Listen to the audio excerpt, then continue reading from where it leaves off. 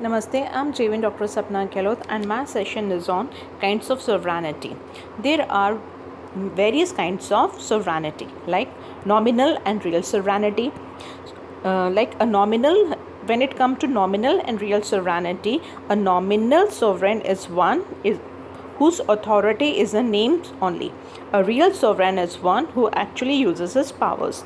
The English monarch is the best example of titular sovereign who reign but does not govern. All administration is done in his name, but the real executive or power is vested in the ministers under the prime minister, who are collectively responsible to the parliament. Hence, this is a popular saying that king can do no wrong. Gone are the days of absolute monarchy when the king was a real ruler, but of a state. The president of India also belonged to this category, but the president of United States and France belong to this category belong to the category of a real sovereign. Now, the next is a legal and political sovereignty. A legal sovereign is one who has the highest power of making and enforcing a law. A law made by such a sovereign is binding on all concerned people and parties. It may be changed or repealed by the same authority. The British Parliament is the best example of a legal sovereign that may make any law or per its best judgmental. Legally speaking, it is omnipotent and it can adjure or infant of full age. It may attain a man of reasons of alteration after death. It may legitimate an illegitimate child, or if it seeks fit, make a man judge in his own case. But political sovereign signifies the power of the electorate. The voter can make and unmake a parliament. The members of the parliament cannot make a law that is not acceptable to the voters. And if it happens, the voters may rise in revolt and thereby change their parliament.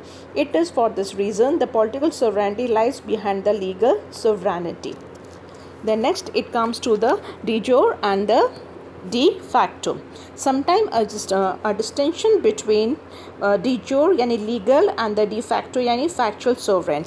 De jure sovereign is one who occupies his office according to a well-established laws and practices of his state. By virtue of that, he has the authority to issue commands and secure their obedience by the person concerned.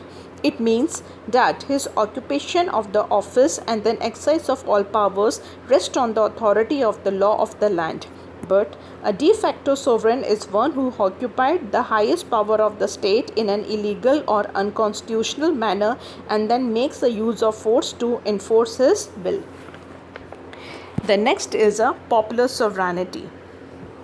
It implies highest power of the state.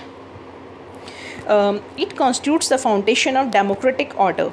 In ancient times, the Roman held the view that the authority of the commonwealth was derived from the corporate power of the people. During the medieval period, it was reiterated by the precursors of the consular movement like the William of Ockham and Marcel of Padua. However, the best exponent of the Rousseau of France, who idealized the theory of social contract theory, by holding that the authority of the state was based on the general will of the people. And among the national builders of the United States, Thomas Jefferson harped on the theme of the highest authority of the people.